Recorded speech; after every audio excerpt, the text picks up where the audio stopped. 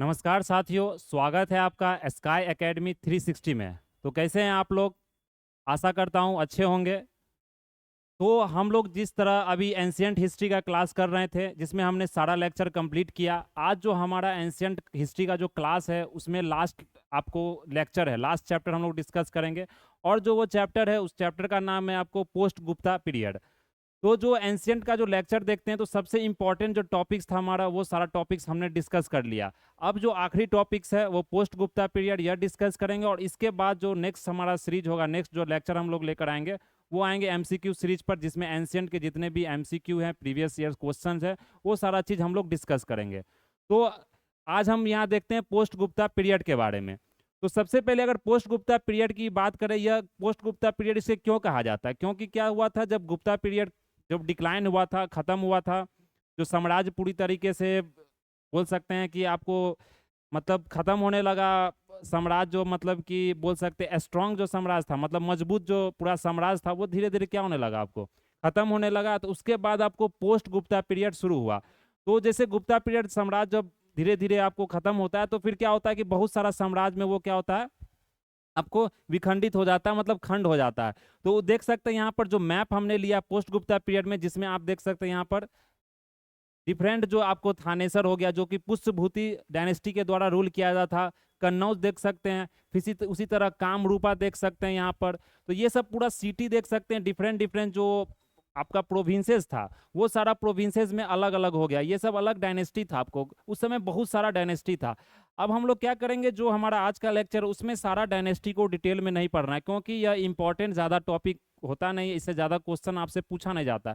तो हर एक अगर डायनेस्टी को आप डिटेल में पढ़िएगा तो आप बहुत ज़्यादा समय लग जाता है। तो इस स्लाइड में या लेक्चर में हम वही डिस्कस करेंगे जो हमारा क्वेश्चन पूछा गया और जो इंपॉर्टेंट आपका फैक्ट्स है। तो चलिए शुरू करते हैं हम लोग पोस्ट गुप्ता एम्पायर से। तो अगर नेक्स्ट यहाँ पर देखें,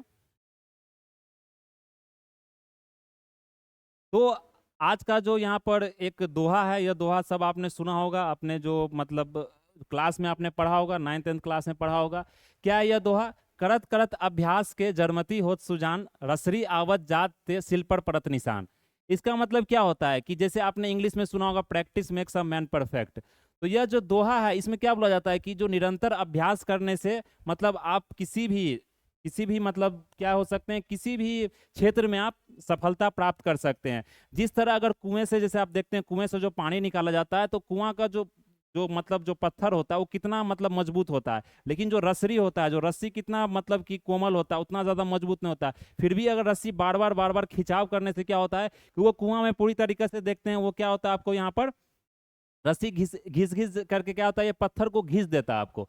तो अगर रस्सी इतना कठोर पत्थर को घिस सकता है, तो आपका तो मनुष्य का दिमाग है। तो आप मतलब अगर परिश्रम करते हैं, मेहनत करते हैं, प्रैक्टिस करते हैं, तो आप भी मतलब सफल हो सकते हैं। इसलिए मतलब एग्जाम के लिए सबसे ज्यादा इंपॉर्टेंट है आपका प्रैक्टिस, सबसे ज्यादा इंपॉर्टेंट है आप कितना ज्यादा परिश्रम करते हैं। तो प्रैक्टिस करते रहिए और एग्जाम आप सफल होइएगा, जरूर सफल होगा, और आप अच्छे तरीके से प्रैक्टिस कर रहे हैं तो चलिए, यह मतलब आज का हमारा जो दोहा था, जो कथन था, कोटेशन था, यह कोटेशन हम सब यहाँ शुरू करते हैं। फिर हमारा जो नेक्स्ट यहाँ पर जो टॉपिक है पोस्ट गुप्ता पीरियड में, अगर हम देखें तो पोस्ट गुप्ता पीरियड का अगर देखें तो कब से शुरू हुआ था। जैसे 6th century AD में क्या हुआ था, जो गुप्ता पीरियड का अगर बात करें 6th century AD में, तो गुप्ता पीरियड 6th century में क्या हुआ, डिसइंटीग्रेट हो गया। मतलब कि वो पूरे साम्राज्य में, डिफरेंट डिफरेंट साम्राज्य में आपको क्या होगा, डिसइंटीग्रेट हो गया, मतलब खंडित हो गया गुप्ता एम्पायर। जैसे नॉर्दर्न इंडिया देख सकते हैं, वो स्प्लिट हो गया आपको स्मॉल किंगडम्स में। फिर मतलब कि अगर छोटा छोटा जो साम्राज्य अगर विकसित हो जाता है, तो क्या होता है, एक दूसरे में लड़ाई हो जाता है। आप देखते हैं घरों में भी, या मतलब आप कहीं भी देखो तो क्या होता है कि बहुत सारे भाई है तो सब में लड़ाई हो रहा है। उसी तरह क्या होता है, साम्राज्य भी अगर छोटा छोटा होता है तो एक दूसरे में लड़ाई होता है। तो लड़ाई होने से क्या होता है कि साम्राज्य और ज्यादा मजबूत नहीं होता, वो और ज्यादा क्या होता है कि आपको खंडित होने लगता है, और जगह पूरी तरह से डिक्लाइन होने लगता है। तो यह था, जैसे उस समय मगध था, जिस समय कैपिटल सिटी था मगध, जो पाटलिपुत्रा आप जानते हैं, पाटलिपुत्रा मगध ये सब क्या था, कैपिटल सिटी था।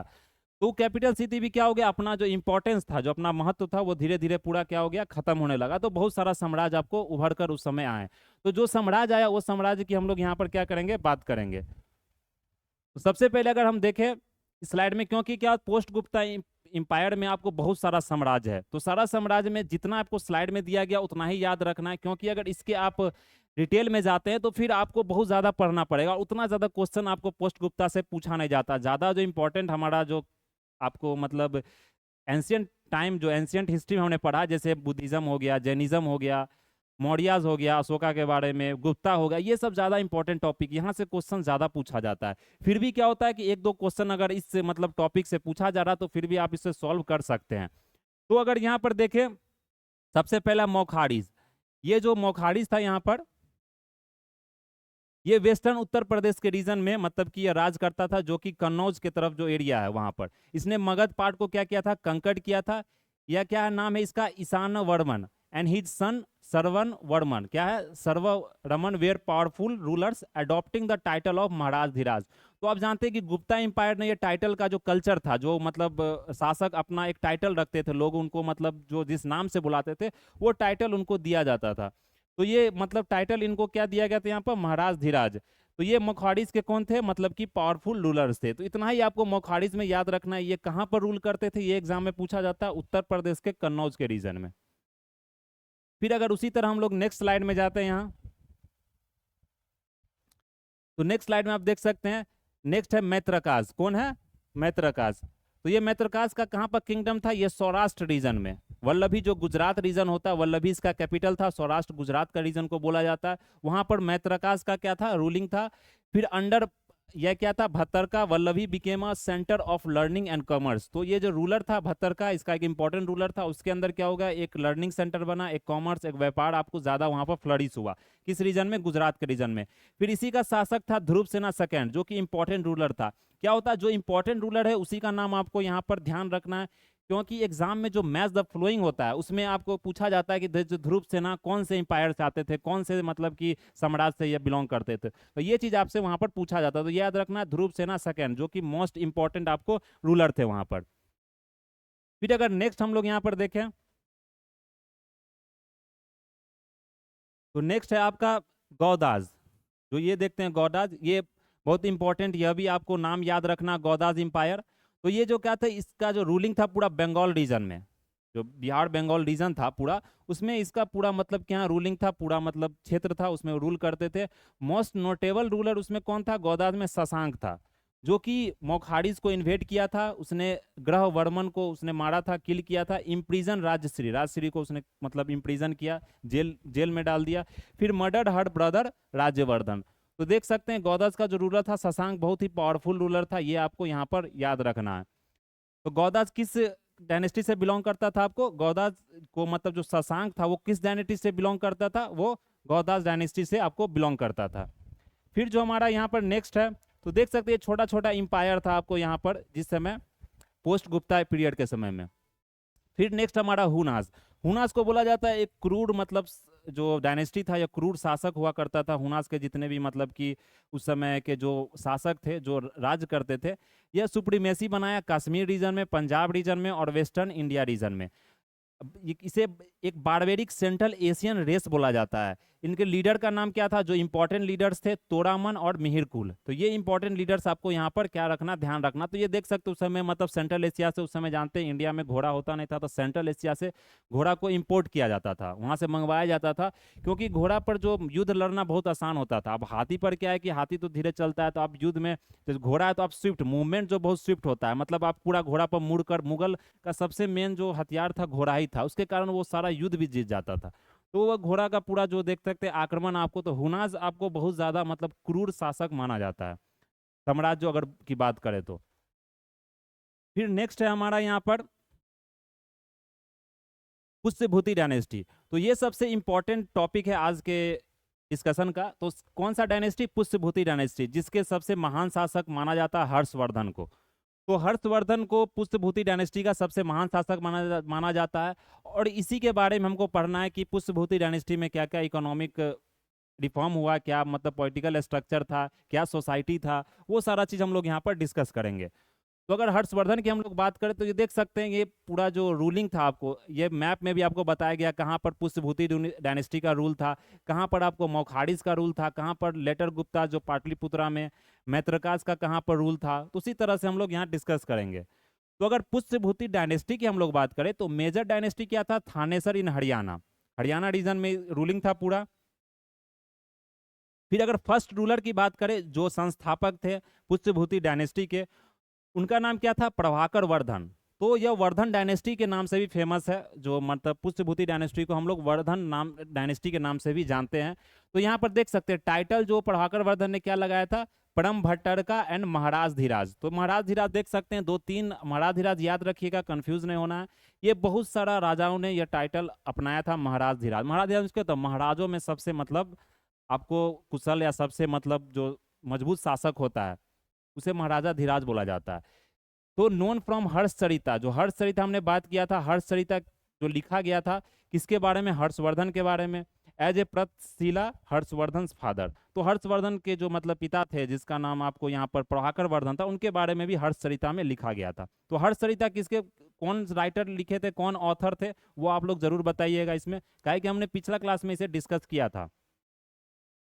फिर अगर नेक्स्ट हम लोग बात करें हर्षवर्धन, जो कि एक इम्पॉर्टेंट यहाँ पर शासक हैं, जैसे हमने अशोका के बारे में पढ़ा, तो हर एक डायनेस्टी में क्या होता है, हर एक साम्राज्य में आपको एक न एक शासक बहुत मतलब कि मजबूत, बहुत शक्तिशाली होता है। उसके बारे में एग्जाम में क्वेश्चन ज़्यादा पूछा जाता है, जैसे अशोका द ग्रेट हमने पढ़ा।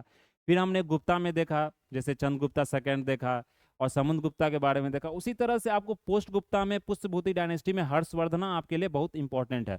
तो हर्षवर्धना की अगर हम बात करें तो यहाँ पर देख सकते हैं इनके इनके जो मतलब कोर्ट में जो पोएट थे, मतलब इनके जो मतलब राज्य में जो पोएट थे, उन पोएट का नाम क्या था यहाँ पर, बाणभट्ट। और इनका टाइम पीरियड आपको याद रखना, हर्षवर्धन का टाइम पीरियड क्या था, 606 टू 647 एडी। तो ये देख सकते हैं इतना कार्यकाल था इनका। History reconstructed from the court poet Banabhatta who wrote Harshacharita. तो अभी हर्षचरिता हमने पढ़ा था ना, ये बाणभट्ट द्वारा लिखा गया था, और कदम्बरी भी बाणभट्ट द्वारा लिखा गया था। ये एग्जाम में पूछा जाता है कदम्बरी किसके द्वारा लिखा गया था और हर्षचरिता किसके द्वारा लिखा था। तो कंफ्यूज नहीं कीजिएगा कि हर्षचरिता तो हर्ष ने अपना बायोग्राफी लिखा, नहीं, हर्षचरिता और कदम्बरी जो लिखा गया था वो बाणभट्ट द्वारा लिखा गया था। फिर इसने क्या किया, कैपिटल को थानेसर जो हरियाणा था उसे कन्नौज यूपी में शिफ्ट कर दिया हर्षवर्धन ने। फिर उसने पंजाब को कंकर किया, जीता, राजस्थान को जीता, गंगा वैली को, असम को। तो इस समय का शक्तिशाली राजा माना जाता है। फिर उसने साउथवर्ड जब मार्च किया, मतलब नॉर्थ में तो उसने सब साम्राज्य जीत लिया, फिर जैसे उसने साउथ की तरफ बढ़ा, दक्षिण की तरफ बढ़ा, तो वहां देख सकते हैं जो नर्मदा रिवर था, वहां उसने जैसे नर्मदा रिवर क्रॉस किया तो पुलकेशन सेकंड, ये उस समय का साउथ का सबसे मतलब शक्तिशाली राजा माना जाता है, पुलकेशन सेकंड, जो कि चालुक्य मतलब कि जो चालुक्य आपको डायनेस्टी था वो चालुक्य किंग माना जाता है पुलकेशन सेकंड को। तो पुलकेशन सेकंड ने क्या किया, यहाँ पर हर्षवर्धन को किसी राजा ने हरा पाया, लेकिन पुलकेशन सेकंड ने हर्षवर्धन को यहाँ पर हराया। तो ये मतलब साउथ में आप देखते हैं वर्धना डायनेस्टी का आपको फैलाव नहीं हुआ, उतना ज्यादा वहां पर कब्जा नहीं कर पाए। तो इसलिए पुलकेशन सेकंड ने क्या किया, उस समय मॉडर्न कर्नाटका, जिसे आज हम कर्नाटका बोलते हैं, महाराष्ट्र, तो ये सारा रीजन पुलकेशन सेकंड के अंदर में था, जिसका कैपिटल क्या था, बादामी। तो ये कैपिटल भी आपसे पूछा जाता है एग्जाम में, जैसे कि पुलकेशन सेकंड पूछा जाएगा कौन सा कैपिटल था उस समय, बादामी था। जैसे कि हर्षवर्धन के समय कौन सा कैपिटल था, कन्नौज था। तो ये चीज आपको यहाँ पर ध्यान रखना है। फिर हमारा अगर नेक्स्ट बात करें यहाँ पर एडमिनिस्ट्रेशन, तो एडमिनिस्ट्रेशन क्या था, जिस तरह से हर एक राजा का एडमिनिस्ट्रेशन होता है, इसमें सबसे ज्यादा इंपॉर्टेंट यह हो जाता है कि कौन से मंत्री को किस नाम से बुलाया जाता था। तो यहाँ पर अगर देख सकते हैं महासंधि विग्रहारिका, जिसे कि वार और पीस के नाम से जाना जाता है। फिर महाबल अधिकारिता, जिसे सुप्रीम कमांडर, जो मतलब पूरे आर्मी के सुप्रीम कमांडर होते हैं, उसे क्या बोला जाता है, महाबाल अधिकारिता। फिर अगर सोल्जर सुप्रिटेंडेंट की बात करें तो उसे पाठी बोला जाता था। जो एक राजस्थानिया, एक नया पोस्ट था, जो फॉरेन सेक्रेटरी को राजस्थानिया बोला जाता था। आर्मी का स्ट्रेंथ देख सकते हैं, 1,00,000 हॉर्सेस, 60,000 एलिफेंट्स, देखते हैं कितना मतलब कि आपको आर्मी, एक विशाल आर्मी था, लार्ज आर्मी की बात करें, इतना ज्यादा एलिफेंट। इसलिए इसने नॉर्थ की तरफ पूरा कब्जा कर लिया। साउथ में इसने मतलब कि हार गए किससे, पुलकेशन सेकंड से। फिर लैंड को जो ग्रांट्स करते हैं प्रिस्ट को, ऑफिसर्स को, उस समय कंटिन्यू किया। जागीरदार, आपने आगे हम लोग पढ़ेंगे जागीरदारी जो होता है, आगे बहुत बड़ा कारण होता है जागीरदारी क्राइसिस का। तो ये लैंड जो ग्रांट्स होता है उसे जागीरदार ही बोला जाता है। मतलब कि जैसे पहले कैश में पेमेंट किया जाता था, अब जैसे प्रिस्ट हो गए, पंडित हो गए, या किसी तरह का मतलब व्यापारी हो गए, तो उनको क्या किया जाता था यहाँ पर, जैसे ऑफिसर्स है जो राजा के अंदर काम कर रहे हैं, उनको मतलब पैसा देने के बावजूद वो लैंड दे देते थे, मतलब जमीन दे देते थे। जैसे आप जितना भी जमींदार को देखते क्या होता है, जमीन ज्यादा मिला होता, तो वो सब राजा के ही मतलब कि थ्रू आपको दिया जाता था। तो ये सब यहाँ पर आपको देखना है। तो एडमिनिस्ट्रेशन उतना इंपॉर्टेंट आपके लिए मेंस के लिए, इसमें से भी याद रखना है कौन कौन से ऑफिसर थे। फिर रेवेन्यू सिस्टम क्या था, उसमें बहुत सारा मतलब कि जैसे रिवेन्यू सिस्टम ह्यूएन के मतलब जाना गया ह्यूएन के बारे में, ह्यूएन हम लोग आगे पढ़ेंगे। उस तरह का एक रिवेन्यू सिस्टम था, अच्छा रिवेन्यू सिस्टम था, क्योंकि इतना ज़्यादा आर्मी है तो आपको रिवेन्यू सिस्टम मजबूत होगा। फिर लॉ ऑर्डर की बात करें तो लॉ ऑर्डर में बुलाया जाता था कि लॉ ऑर्डर बहुत ज़्यादा मतलब पनिशमेंट हार्श था। ये किसके द्वारा बताया गया था? ह्यूएन सांग के द्वारा गया था। ह्यूएन सांग कौन है? जैसे हमने फायान पढ़ा था, फायान हमने क्या पढ़ा था फायान के बारे में, कि फायान जो थे वो किस राजा के समय में आए थे, कौन से साम्राज्य उस समय राज कर रहा था? तो फायान आए थे चंद्रगुप्ता सेकंड विक्रमादित्य के समय में। यह क्वेश्चन यूपीएससी में पूछा गया था, समझ सकते हैं। ये बहुत सिंपल क्वेश्चन है, लोगों को सिंपल लगता है, बहुत सारे स्टूडेंट इसमें गलती करके आएंगे क्योंकि उनको लगता था इस तरह क्वेश्चन एग्जाम नहीं पूछ सकता, लेकिन ये एंशियंट और हिस्ट्री में ये चीज नहीं होता है कि क्वेश्चन आपको किसी लेवल पर कभी आ सकता है, कभी वन लाइनर टाइप आ सकता है, कभी आपको स्टेटमेंट बेस्ड आ सकता है, समझ रहे हैं ना? तो इसलिए आपको हर एक लेवल पर प्रिपरेशन करना है, इस चीज को नहीं छोड़ना है। फिर अगर देखते हैं ह्यूएन सांग, तो इसने बताया जाता है कि ये खुद जब यहाँ पर आए, मतलब इंडिया में जब आए हर्षवर्धना के समय में, हर्षवर्धना के कोर्ट में, तो इनको खुद लूट लिया गया था। तो इसलिए बोलते थे कि यहाँ पर बहुत ज्यादा पनिशमेंट तो हार्श था, लेकिन चोरी मतलब बहुत ज्यादा होता था उस समय में। तो ये चीज आपको याद है। देखते हैं हार्श पनिशमेंट था, मतलब एम्प्यूट कर जाता, तो मतलब चोर का जो हाथ है हाथ को काट दिया जाता था, इस तरह का हार्श पनिशमेंट था। यह पनिशमेंट आपको यहाँ पर देख सकते हैं। फिर उसी तरह अगर नेक्स्ट हम लोग देखें, यहाँ पर रिलीजियस पॉलिसी था, तो मतलब उस समय आपको बुद्धिज्म को ही बढ़ावा दिया गया, शैवाइट वैष्णविज्म, मतलब हिंदू रिलीजन को ही बढ़ावा दिया गया, बुद्धिज्म को बढ़ावा, जैसे नालंदा में इसने बहुत सारे मतलब मॉन्क्स को जगह दिए, मतलब खर्चा किया गया उस समय, मतलब नालंदा यूनिवर्सिटी को आगे बढ़ाने के लिए। तो ये हर्षवर्धना का एक रिलीजियस पॉलिसी था। फिर अगर नेक्स्ट हम लोग यहाँ डिस्कस करें, अब देख सकते हैं नेक्स्ट हमारा, तो ये देख सकते हैं ह्यूएन सांग के बारे में। ह्यूएन सांग का आपको याद रखना है, ह्यूएन सांग के बारे में, ये किसके कोर्ट में आए? हर्षवर्धना के कोर्ट में आए। और जो ह्यूएन सांग का जो अकाउंट था इंडिया में, वो आए तो मतलब कब आए, ये भी पूछा जाता है आपके बीपीएससी एग्जाम में और जितने गवर्नमेंट एग्जाम्स में पूछा जाता है ये। फिर जो ह्यूएन सांग आए आपको 629 एडी में। तो ये हर्षवर्धन के बारे में क्या बताते हैं वो हमें याद लिखना है। इंडिया के बारे में बताते हैं, इंडिया उस समय बहुत ज्यादा रिच था, प्रोस्पेरस कंट्री था, मतलब पैसा बहुत ज्यादा था। ब्राह्मणिज्म, बुद्धिज्म, जैनिज्म, ये सारा चीज उस समय रिलीजन को फॉलो किया जाता। देखते थे राजा इस समय टॉलरेंट नेचर का था, वो सारे धर्मों को यहाँ पर इक्वल मतलब कि बोल सकते हैं कि प्रोटेक्शन इक्वल मतलब की तरह से स्प्रेड करवाता था। फ्लडिश उस समय सारा रिलीजन था। फिर इंपॉर्टेंट सिटीज देखे तो प्रयागराज, कन्नौज, आपको जिसे आज हम लोग प्रयागराज, इलाहाबाद को जो नाम चेंज कर प्रयागराज, उसमें प्रयागराज ही नाम था, तो वो मतलब कि एक इंपॉर्टेंट सिटीज था जहाँ से ट्रेड कॉमर्स आपको ज्यादा हुआ करता था। फिर अगर ब्राह्मणाज और क्षत्रिय देखते, ये नोबल लाइफ जीते थे। फिर शूद्राज क्या थे? एग्रीकल्चरिस्ट थे, वैल्यूएबल इंफॉर्मेशन बताया गया इनके बारे में। फिर अनटचेबल्स के बारे में बताया गया, जैसे स्कैवेंजर, एग्जीक्यूशन, जैसे छुआछूत उस समय भी चलता था आपको। फिर अगर यहाँ पर ड्रेस और फूड देखे तो फूड ड्रेस भी वैरी करता था उस समय। बोला था कि इंडियंस आपको हम्बल थे, ऑनेस्ट थे और क्लीन थे। ये सारी जानकारी यहाँ पर दिया गया है किनके द्वारा? ह्यूएन सांग के द्वारा। तो ह्यूएन सांग का आपको याद रखना है, ये एक चाइनीज बुद्धिस्ट ट्रैवलर थे जो कि इंडिया आए थे। इन्होंने मतलब कि नालंदा यूनिवर्सिटी में आके इन्होंने पढ़ाई किया, इन्होंने पूरा देश के बारे में जाना, बहुत सारी किताबें लिखी, और ये हर्षवर्धना के कोर्ट में आए थे। इससे ज़्यादा जानकारी आपके लिए इंपॉर्टेंट नहीं है। तो इतना चीज़ आपको याद रखना, क्योंकि जीएस बहुत बड़ा टॉपिक है, और हर एक चीज़ अगर आप याद रखने लगेंगे तो फिर आप अलग सब्जेक्ट पर आपका ध्यान कम हो जाएगा। फिर सोसाइटी देखे तो सोसाइटी भी वही था जो हम लोग डिस्कस किए अभी। इकोनॉमी हमने देख ही लिया, इकोनॉमी क्या था। फिर हमारा कल्चरल कंट्रीब्यूशन की बात करें यहाँ पर, तो कल्चरल कंट्रीब्यूशन ने बताया ना कि नालंदा यूनिवर्सिटी को उस समय बनाया गया था तो कुमार गुप्ता द्वारा, लेकिन जो नालंदा यूनिवर्सिटी को पैट्रोनेज दिया गया, क्योंकि यूनिवर्सिटी चलाने के लिए क्या होता है कि आपको मतलब कि जो ग्रांट लगता है, रिवेन्यू खर्चा होता है, जो टीचर को आपको पेड किया जाता है, उसका रख रखाव के लिए जो पैसा खर्च होता है, वो सब सारा हर्षवर्धना ने अपने समय में किया, वर्धना डायनेस्टी ने ये पूरा चीज किया। फिर अगर हर्षवर्धन की बात करें तो वो भी एक अच्छे राइटर थे, वो भी एक अच्छे हिस्टोरियन थे, राइटर थे, एक स्कॉलर थे। तो उस समय वो जो किताब लिखे, ये किताब सबसे इंपॉर्टेंट है, ये सबसे फेमस फेवरेट क्वेश्चन है आपके गवर्नमेंट एग्जाम्स के। जितने भी क्वेश्चन सेटर होते हैं, बीपीएससी हो चाहे यूपीएससी हो चाहे आपको एनटीपीसी या किसी तरह का एग्जाम हो, उसमें बताया जाता है, पूछा जाता है कि हर्षवर्धना ने क्या किया। जैसे हमने देखा वानभट्ट के बारे में, तो वानभट्ट ने क्या लिखा था? हर्षचरिता लिखा था और कदम्बरी लिखा था, ये 2 बुक उन्होंने लिखी थी। और जो ये हर्षवर्धना ने कौन सा किताब लिखा था? ये जो किताब इन्होंने लिखा था, इस किताब का यहाँ पर नाम है नागनंदा।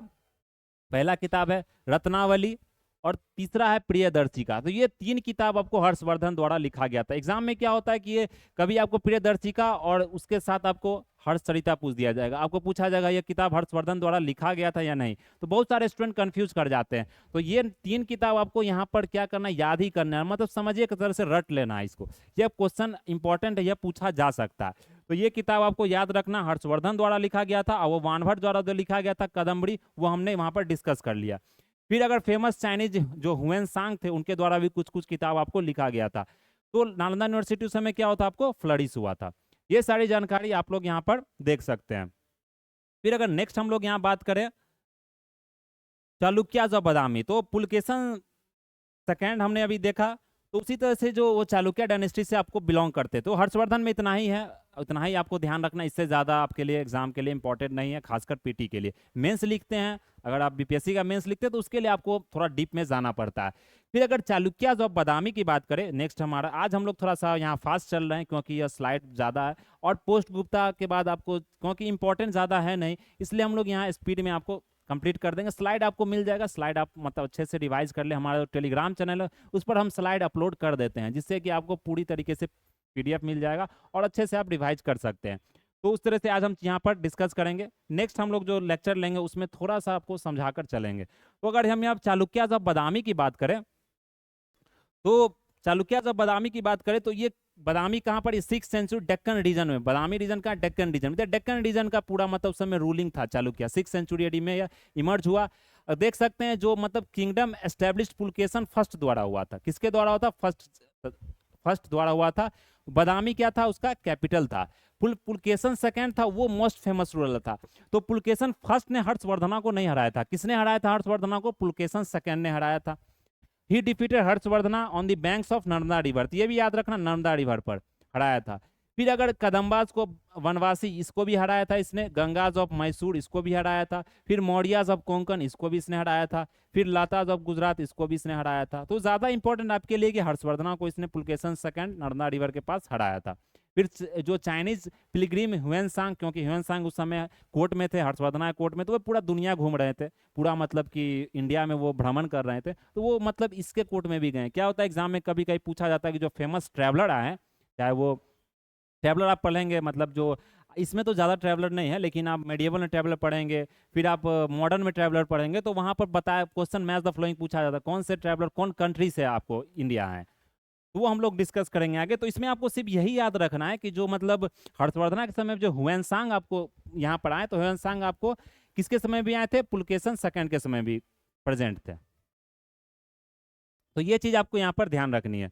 फिर नेक्स्ट हमारा है अदर पोस्ट गुप्ता, जैसे पाला dynasty. Other post Gupta dynasty में देखेंगे, इसमें भी मतलब कुछ छोटा छोटा डायनेस्टी है आपको। तो सबसे पहला हमारा पाला डायनेस्टी है। कौन सा डायनेस्टी? यहाँ पर अगर बात करें हम लोग पाला डायनेस्टी के बारे में, कौन सा डायनेस्टी के बारे में हम लोग यहाँ बात करेंगे? पाला डायनेस्टी के बारे में। तो अगर पाला डायनेस्टी की हम लोग यहाँ पर बात करें तो ये किसके द्वारा फाउंड किया था? गोपाल आय। फाउंडर कम से कम आपको याद रखना है। तो इसके जो की रूलर थे, धर्मपाल, देवपाल, महीपाल, ये क्रोनोलॉजिकल ऑर्डर है, रामपाल, ये सब इसके फेमस रूलर थे। मेजर सेंटर क्या था? महायान बुद्धिज्म, जो कि इस समय आपको शुरू हुआ था विक्रमशिला में, यूनिवर्सिटी उस समय बनाया गया था।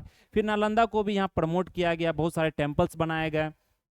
फिर उसके बाद धीरे धीरे क्या हुआ कि मतलब जो इन्वेजन हुआ, बहुत सारे मतलब साम्राज्य, बहुत सारे राजा का इन्वेजन, उसके बाद ये क्या हुआ? डिक्लाइन हो गया। तो इसमें इंपॉर्टेंट क्या है कि मतलब धर्मपाल ये सब इसके राजा थे यहाँ पर, जो कि आपको पाला डायनेस्टी में ये इंपॉर्टेंट आपको डायनेस्टी का जो रूलर थे वो आपको यहाँ पर ध्यान रखना है। फिर अगर हम नेक्स्ट यहाँ पर बढ़े आगे, तो गुर्जर प्रतिहारा। गुर्जर प्रतिहारा डायनेस्टी, ये भी 6th-11th सेंचुरी तक यहाँ पर रूल किया गया गुर्जर प्रतिहारा द्वारा। कहाँ पर? नॉर्थ वेस्ट इंडिया में। नॉर्थ वेस्ट इंडिया आप लोग जानते हैं, जो हमारा नॉर्थ वेस्ट इंडिया है, जैसे कि आपका उज्जैन रीजन हो गया, फिर जैसे सिंध रीजन हो गया, वो सब सारा रीजन, गुजरात रीजन हो गया, तो वो सब रीजन में ये वहाँ पर रूल किया करते थे गुर्जर प्रतिहारा। तो यहाँ पर देख सकते हैं इसने क्या किया, नागभट्ट इसके मतलब कि ये याद रखना, नागभट्ट फर्स्ट इसके फाउंडर थे। नागभट्ट सेकंड ने क्या किया था? सोमनाथ टेम्पल को रिबिल्ड किया था। मिहिर भोज भी इसका मतलब एक इंपॉर्टेंट रूलर थे, जिसने एक्सपेंड किया था अपने साम्राज्य को, गुर्जर प्रतिहारा। फिर एक ट्राइब, ये इंपॉर्टेंट है, ट्राइपार्टाइट स्ट्रगल। कौन स्ट्रगल? Tripartite struggle. ये स्ट्रगल आपको कन्नौज स्टेटस को, कन्नौज को कब्जा करने के लिए किया गया था। ट्राइपार्ट स्ट्रगल में 3 जो साम्राज्य थे, 3 डायनेस्टी ने लड़ाई लड़ा था। पहला डायनेस्टी आपको पालस था, दूसरा गुर्जर प्रतिहाराज था, और तीसरा कौन था आगे हम लोग पढ़ेंगे राष्ट्रकूटा के बारे में।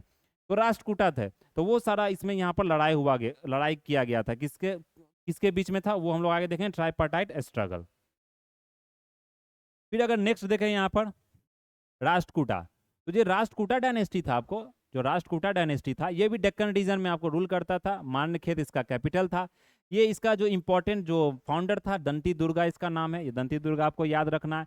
ये चालुक्य के मतलब कि अगेंस्ट इसने लड़ाई लड़ा था। नोटेबल अगर रूलर्स की देखें तो कृष्णा फर्स्ट, जिसने कैलाशनाथ टेम्पल बनवाया था, जो इलोरा में आपको प्रेजेंट है।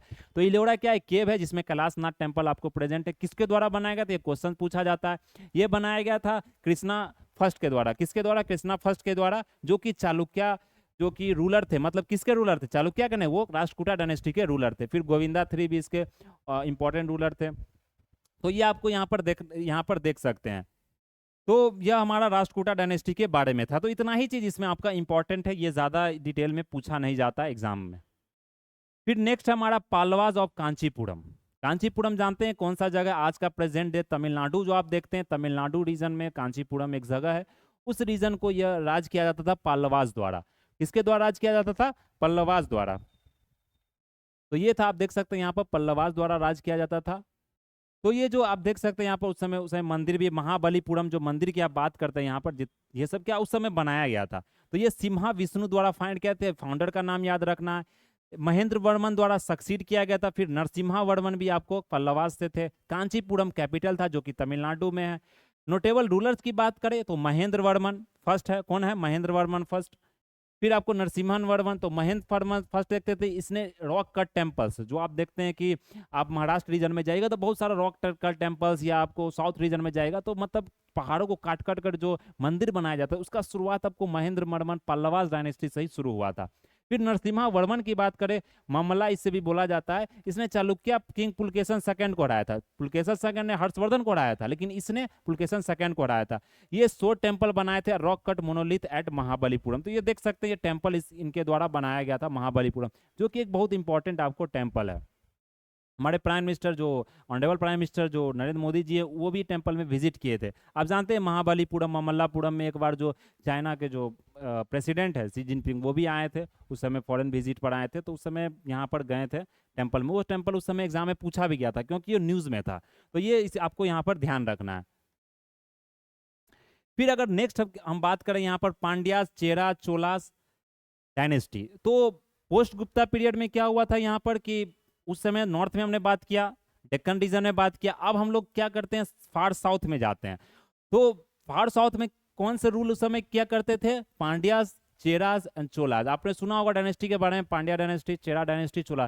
तो चेरा क्या है, ये केरला रीजन में, मतलब कि जो केरला का रीजन है वहां पर इनका मतलब इसे केरला पुत्राज भी बोला जाता था, जो कि अशोका के इंस्क्रिप्शन में पाया भी गया था। ये तीनों डायनेस्टी के बारे में। तो चेरा डायनेस्टी जो केरला पुत्राज भी बोला जाता है। तो ये क्या है, पांड्या डायनेस्टी, कौन से इसके इंपॉर्टेंट रूलर थे, क्या काम हुए थे इस डायनेस्टी के अंदर, तो ये हमें यहाँ पर देखना है। तो सबसे पहले अगर पांड्या डायनेस्टी की हम लोग बात करें तो पांड्या डायनेस्टी में क्या था, जो ये पांड्या आपको डायनेस्टी था यहाँ पर, इसका कैपिटल क्या था यहाँ पर, मदुराई था। कौन सा कैपिटल था, आपको मदुराई था। कैपिटल याद रखना है क्योंकि एग्जाम में चाहे बीपीएससी हो यूपीएससी हो, एग्जाम में कैपिटल बहुत इंपॉर्टेंट होता है।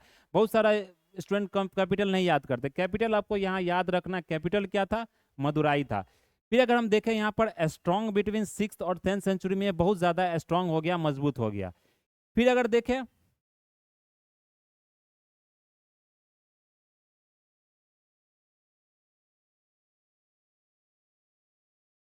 फिर है कि उसने इंगेज किया trade with Roman world, pearls और स्पाइसेस का। उस समय जो आप साउथ में जानते हैं कि समुद्र का रीजन है, समुद्र का जगह है, और वहाँ पर स्पाइसेस के लिए बहुत फेमस है। जो ब्लैक पीपर होता है, या किसी कार्डामोम देख सकते हैं आप, वहाँ पर जो पहाड़ है कार्डामोम पहाड़ी बोला जाता है। तो वो सारा जो इलायची का खेती हो गया, चाहे ब्लैक पीपर का जो काली मिर्च होता है उसका खेती हो गया, तो ये सारा चीज़ आपको मिलेगा। तो उस समय जो ट्रेड हुआ करता था वो किसके से होता था, स्पाइसेस होता था, और किससे होता था, ये पियर्ल से होता था। पियर्स मीन्स मोती का जो दाना होता है उससे होता था। फिर उसने तमिल संगम लिटरेचर को पांड्या ने क्या किया था, रिपेट्रोनाइज किया था, बढ़ावा दिया था। फिर उस समय रूलर्स देख सकते हैं उसमें सुंदर पांड्या, जो इस टेरिटरी को एक्सपेंड करवाया था। तो ये चीज आपको, इसका कैपिटल ज्यादा इंपॉर्टेंट है, वो कैपिटल आपको यहाँ पर ध्यान रखना है, इससे ज्यादा एग्जाम में नहीं पूछा जाता है। फिर हमारा नेक्स्ट है चेरा डायनेस्टी, चोला, चेरा और पांड्या। तो चेरा डायनेस्टी, इसका चेरा क्या था, वंजी कैपिटल था, इसे करोड़ी बोला जाता है। ये कंट्रोल किसके द्वारा किया जाता था, केरला रीजन को पूरा कंट्रोल करता था। स्पाइस ट्रेड के लिए फेमस था, अरब्स और रोमन्स के साथ। ये 10 सेंचुरी में क्या हुआ, डिक्लाइन होता गया। उसके बाद तो मेडिएवल शुरू हो जाता, क्योंकि लेट जो 7th सेंचुरी 8th सेंचुरी से मेडिएवल हिस्ट्री हमारा शुरू हो जाता। ये फिर अर्ली चोलास देख सकते हैं, लेकिन इंपेरियल चोलास है जो कि हम मेडिएवल हिस्ट्री में मेनली पढ़ते हैं उसे, लेकिन वो हम लोग आज देखेंगे। तो अर्ली चोलास जो है वो ज़्यादा आपके लिए मतलब इंपॉर्टेंट नहीं, इसका सिर्फ कैपिटल आपको याद रखना उड़यूर, जो कि तंजावुर के रीजन के नज़दीक आपको यह कैपिटल है। यह मतलब कि अर्ली सेंचुरी में रूल किया गया था, फिर धीरे धीरे इसका डिक्लाइन हो गया, खत्म हो गया। फिर ये 9th सेंचुरी में फिर से आपको डेवलप हुआ, फिर से ये उभर के आया, जिसको मतलब खोज उसके मतलब जो फाउंडर था उस समय, जो इंपेरियल चोला, ये चोला और इंपेरियल चोला आपको याद रखना, ये अर्ली चोलास थे। इंपेरियल चोलास के जो फाउंडर थे विजय चोला, वो आगे हम लोग देखेंगे। फिर चोला रिवाइवल हुआ, जिसके का राजा राजा और राजेंद्र चोला, ये इंपॉर्टेंट आपको लीडर है, इंपॉर्टेंट शासक है, जो कि विजय चोला और ये बोल सकते हैं जो लेटर चोला, इंपेरियल चोला जिसे बोला जाता है, उसके ये महान शासक कहलाए हैं। फिर नेक्स्ट हमारा जो यहाँ पर इंपॉर्टेंट स्लाइड है, चोला इंपायर। तो अर्ली चोला हमने देख लिया, अशोकन इंस्क्रिप्शन, विजय चोला जो फाउंडर थे इंपेरियल चोला के। फिर अगर नेक्स्ट हम लोग देखें यहाँ पर इंपेरियल चोला, ये हमारे लिए ज़्यादा इंपॉर्टेंट है इंपेरियल चोला। तो इंपेरियल चोला के जो यहाँ पर देख सकते हैं राजा राजा फर्स्ट के बारे में, तो राजा राजा फर्स्ट, ये इंपेरियल चोला तो फाउंड किया गया था विजयलिया द्वारा, लेकिन इनके इंपॉर्टेंट रूलर थे राजा राजा। ये बहुत ज़्यादा एक्सपेंशन किए आपको, इसने नॉर्थन श्रीलंका को, मालदीव्स को, केरला, कर्नाटक, ये सारा चीज़ को इसने जीत लिया था। इसने बृहदेश्वर टेम्पल, ये टेम्पल बहुत इंपॉर्टेंट है, आपको यूनेस्को वर्ल्ड हेरिटेज साइट का टेम्पल है, एग्जाम में पूछा जाता है। यूनेस्को वर्ल्ड हेरिटेज साइट आपने पढ़ा होगा अपने जीएस सब्जेक्ट में, जीके में आपको यूनेस्को हेरिटेज साइट आना चाहिए। और कौन कौन से नए ऐड किए जाते हैं, जैसे आप बीपीएससी का क्वेश्चन देख सकते हैं, तो 68 या 67 में पूछा गया था कि जो नालंदा यूनिवर्सिटी है उसे कब ऐड किया गया था आपको यूनेस्को वर्ल्ड हेरिटेज साइट में।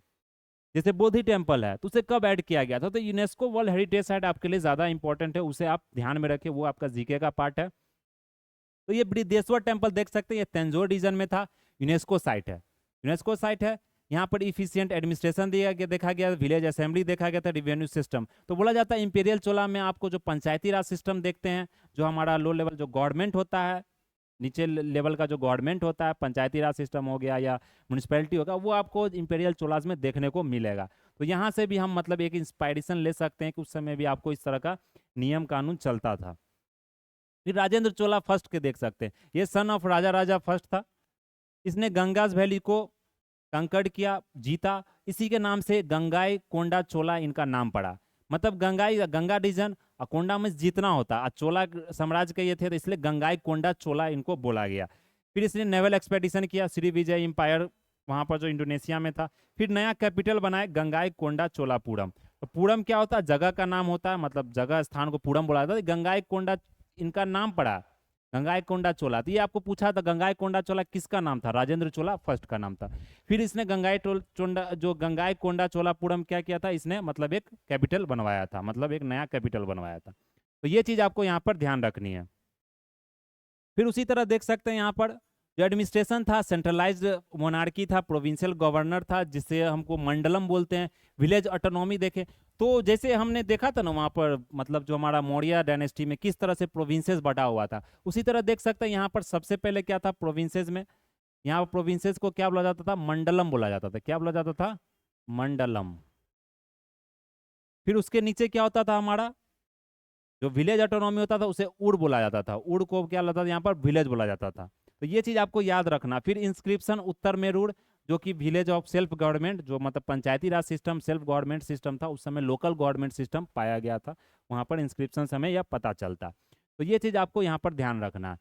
उसी तरह से यहाँ पर तो फिर अगर नेक्स्ट हम लोग यहाँ देखें, नेक्स्ट स्लाइड में जाएं, तो इकोनॉमी सोसाइटी देख सकते हैं, फ्लरिश कर रहा था, टेम्पल बहुत ज़्यादा बना था, साउथ ईस्ट एशिया से भी हमारा ट्रेड हुआ करता था। फिर हम इंपीरियल चोला की सबसे जो महान एक आकृति की बात करें, महान आर्ट की बात करें, तो वो एक आप जानते हैं जो नटराज का जो पिक्चर है, जिसमें आप देखते हैं शिव जी जो पूरा मतलब कि जो स्टेट में है, वो पूरा स्टेट में आपको यहाँ पर बताया गया है। तो ये एग्जाम में कभी कभी पूछ दिया जाता है, नटराज जो ये किस मतलब डायनेस्टी से आपको कब ये बनाया गया था, तो ये चोला डायनेस्टी से आपको बनाया गया था। उस समय द्रविडियन टेम्पल, जैसे हमने देखा था किसके बारे में वहाँ पर देखा था, जो हमारा टेम्पल था, कौन सा टेम्पल था वो, 3 स्टाइल टेम्पल हमने पढ़ा था ना, एक वेसाला टेम्पल, एक द्रविड़ा टेम्पल, एक नागारा टेम्पल। नागारा टेम्पल क्या था, वो नॉर्थ में था, उसी तरह द्रविड़ा टेम्पल आपको साउथ में था। तो ये चोला डायनेस्टी ने इसे बढ़ावा दिया। फिर बृहदेश्वर टेम्पल हम देखा तंजौर में था। बृहदेश्वर टेम्पल कहाँ था, तंजौर में। गंगाई कोंडा चोलापुरम यहाँ पर शुरू हुआ था। दारासुरम टेम्पल भी आपको बनवाया गया था। फिर स्कल्पचर, ब्रॉन्ज कास्टिंग, ये पूरा ब्रॉन्ज का, ये जो आप मूर्ति देख रहे हैं ये पूरा क्या है, ब्रॉन्ज का है। आपको जो हाई स्टैंडर्ड था, नटराज के लिए फेमस है, जिसमें सीमा कॉस्मिक डांस करते हुए आपको नजर आ रहे हैं, ये देख सकते हैं शिव जी का इसमें। यहाँ पर कभी कभी एग्जाम में इस लेवल पर भी मतलब पूछा जाता है कि इनका हाथ क्या चीज़ को डिनोट करता है, वो यूपीएससी का भी क्वेश्चन बन जाता है कि कॉस्मिक जो ये डांस कर रहे हैं, तो इसमें जो मतलब इसका राइट हैंड है, लेफ्ट हैंड है इनका, ये किस चीज़ को डिनोट करता है, ये मतलब जो ज्वाली जो ये ज्वाला जो यहाँ पर जो मतलब जल रहा है, ये किस चीज़ को डिनोट करता है, ये डमरू किस चीज़ को डिनोट करता है, ये सारा चीज़ मतलब उसमें पढ़ा जाता है। ये आपके लिए ज़्यादा इंपॉर्टेंट नहीं है, क्योंकि ये जो गवर्नमेंट एग्जाम्स है, चाहे वनडे एग्जाम है, उसमें ये इतना ज़्यादा मतलब कि डिटेल में नहीं पूछा जाता। तो ये हमारा आज का जो पोस्ट गुप्ता पीरियड था, कौन सा पीरियड था, पोस्ट गुप्ता पीरियड, वो हमने आज डिस्कस कर लिया। तो आप देख सकते हैं यहाँ पर हमने 7 से 8 जो लेक्चर था उसमें हमने एंशियंट हिस्ट्री कंप्लीट किया। और ऐसा नहीं कि हम मतलब हवा हवाई में कुछ से कुछ आपको पढ़ा दिए, नहीं, जो चीज़ आपके लिए इंपॉर्टेंट है, जो एग्जाम में पूछा जाता है, वही चीज़ हमने यहाँ पर डिस्कस किया। अब हम क्या करेंगे, नेक्स्ट जो हमारा इसी लेक्चर को कंटिन्यू करने में देखेंगे, तो उसमें हम लोग एमसीक्यू सीरीज शुरू करेंगे, क्योंकि मैंने सोचा कि कुछ एमसीक्यू सीरीज कर लेते हैं, उसके बाद हम लोग मेडिएवल हिस्ट्री शुरू करेंगे, तो थोड़ा सा एक ब्रेक मिलेगा।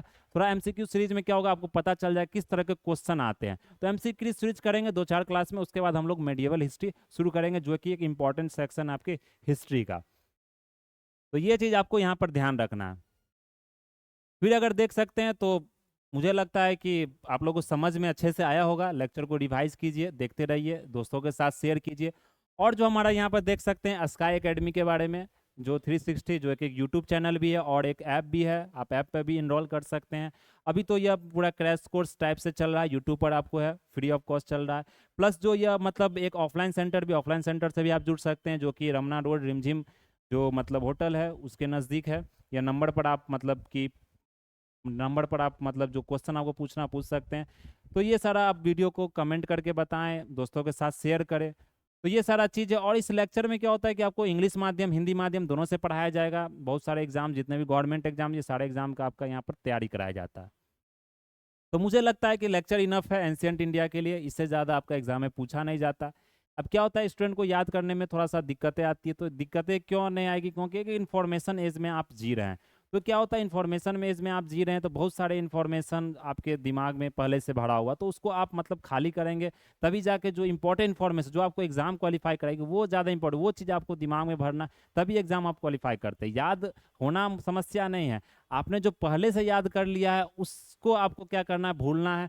और जो इन्फॉर्मेशन है, जो इंपॉर्टेंट है आपके लिए फैक्ट्स, वो चीज़ याद करना है, तभी जाके आपका एग्ज़ाम क्वालिफाई होगा। और अच्छे से पढ़ते रहिए, आगे बढ़ते रहिए इसी तरह। तो आज का लेक्चर हम लोग यहीं कंप्लीट करते हैं। That's all for today. Thank you. जय हिंद, जय भारत।